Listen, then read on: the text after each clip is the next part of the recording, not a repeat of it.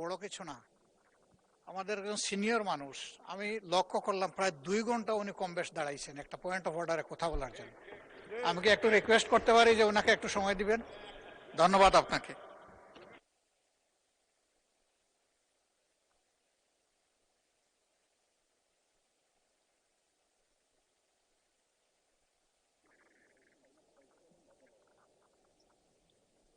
Mohammad Taiful Alam, Dhaka 12। But Saiful Alam, আমি দুঃখিত, নামটা সাইফুল আলম, ঢাকা 12। জি মাননীয় স্পিকার, আপনাকে অনেক অনেক ধন্যবাদ।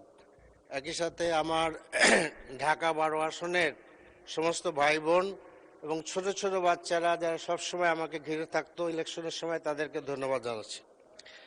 তো আমি যে বিষয়টা বলতে চাচ্ছিলাম, যেটা অতি গুরুত্বপূর্ণ, সেটা হলো যে গতকালকে আমাদের মাননীয় সড়ক মন্ত্রী ঈদ যাত্রা সম্পর্কে একটা বিবৃতি দিয়েছেন।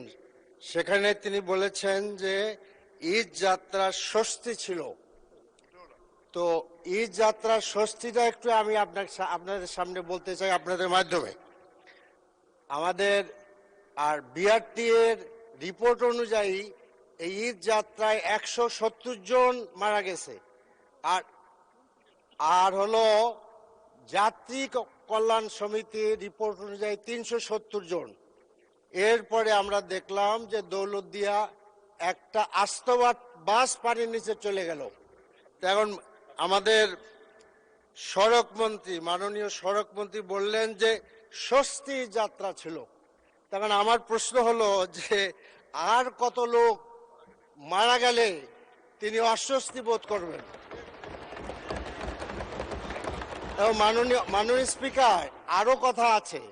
এবং এই যে দৌলতদিয়ায় এত মর্মান্তিকভাবে লোক মারা গেল, সেখানে সড়ক মন্ত্রী গেলেন না, মাননীয় সদস্য দয়া করে আপনি একটা নোটিশ প্রদান করতে পারেন বিধি অনুসারে। মৃত্যুবরণ যারা করেছে তাদেরকে মাত্র 25,000 টাকা, জীবনের মূল্য ধরা হলো 25,000 টাকা, আর আহতদের জন্য 15,000 টাকা। মাননীয় সদস্য, আপনি একটা কয়েক সেকেন্ড আপনি নোটিশ প্রদান করতে পারেন, তারপরে আমরা বিবেচনা করব। অসংখ্য ধন্যবাদ মাননীয় সদস্য।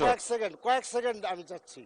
এখন আমার প্রশ্ন হলো যে এইরকম একটি কন্ট্রাক্টরি উনি বিবৃতি দিলেন, কারণ সড়ক মন্ত্রী কি এ ব্যাপারে, আমরা যে ওয়েস্টমিনিস্টার ফলো করি, ব্রিটেন হইলে তো তিনি পদত্যাগ করতেন। তিনি এরকম কোনো চিন্তা করবেন কিনা?